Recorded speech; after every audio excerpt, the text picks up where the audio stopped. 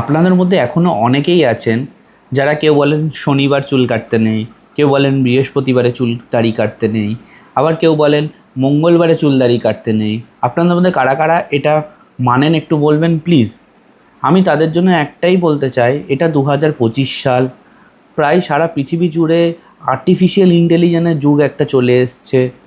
আর আমরা ভাবি ভারতবর্ষে একটা শক্তিশালী উন্নতি দেশে পরিণত হতে। তার জন্য সবার প্রথম পদক্ষেপ কী জানেন তো? কুসংস্কার দূর করা।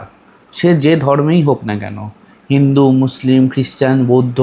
আর আমরা এখনও সত্যি কথা বলতে কুসংস্কার থেকে দূর হতে পারিনি কম বেশি করে। আমরা অনেকে বলি না আমরা এত শিক্ষিত, অনেকে বলেন আমরা সব কিছু জানি, অনেকে বলেন আমরা কিছু কুসংস্কার মানি না। এই যে আমি এই কথাটা বললাম, কেউ চুলদাড়ি কাটে না অনেকে শনিবারে, কেউ চুলদাড়ি কাটে না অনেকে বৃহস্পতিবারে, কেউ চুলদাড়ি কাটে না মঙ্গল বুধবারে। কারা কারা আছেন বলুন তো? হয়তো সারা ভারতবর্ষের প্রায় 90 কি 99% মানুষ এইগুলো এখনও মানেন, তাই কি না?